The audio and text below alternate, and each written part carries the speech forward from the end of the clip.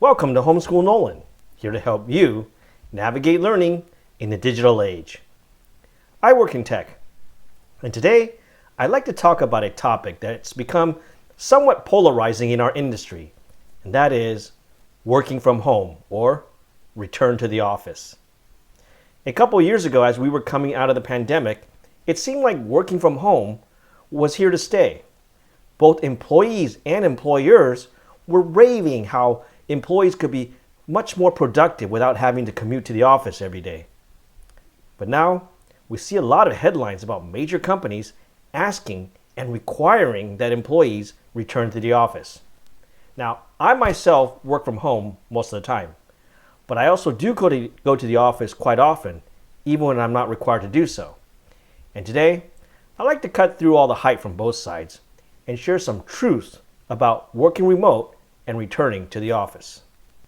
Now, the biggest argument coming from both sides has to do with productivity. Working remote proponents claim that they're more productive working from home. Return to the office employers insist that workers are more productive in the office. But here's the truth. Productivity depends on your job type. If your work mostly involves solitary, shallow tasks like responding to email and reviewing and editing documents, then you probably are more productive at home. However, if you're part of a team and you work collaboratively with others, you're probably going to be a lot more productive in the office. All great projects require close coordination, communication, and collaboration, as well as some spontaneity.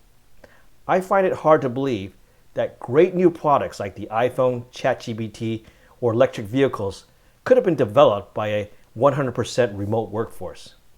Speaking as a former software engineer, I know how important it is to be in the office, not just to collaborate, but also to develop key business relationships, engage with coworkers socially, and find out over lunch what's really going on behind the scenes with office politics.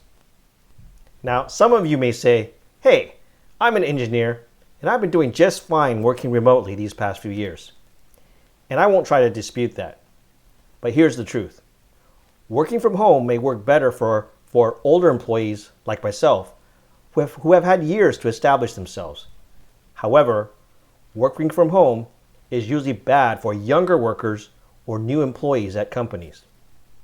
Young people in particular, starting out, need to meet people and start building their professional network. That network may come in handy someday as you get older and seek other job opportunities. And there's just no substitute for in-person interactions when it comes to earning trust and developing those professional relationships.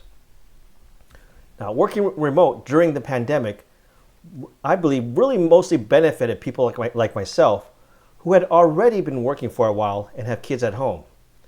That said, even during the height of the pandemic, I would still usually go to the office whenever I could and when I knew that at least one of my colleagues would be there. Now, there's been a lot of talk lately about how young adults today are lonelier than ever. And this is despite having social media that was supposedly going to make everyone feel more connected.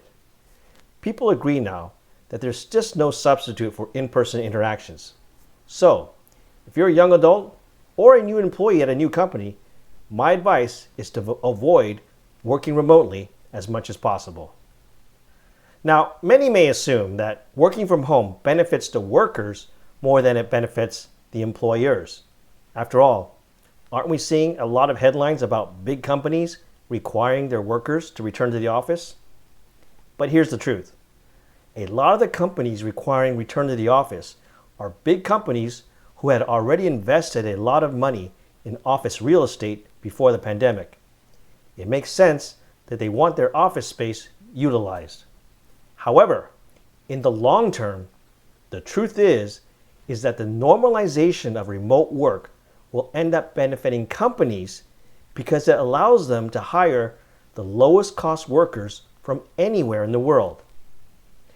Back during the pandemic, a lot of folks living in expensive areas like the San Francisco Bay Area discovered that they could move to lower cost rural areas and cities while still keeping their high pay remote jobs. I predicted at the time that many of these workers would eventually regret it when it came time to look for another job. And indeed, today, people who have been laid off from their remote jobs are at a disadvantage compared to workers who live close to company offices and can be in the office. But in addition, they are also at a disadvantage to anyone in the world who can do the same work that they can do, but live in maybe even a lower cost city or country.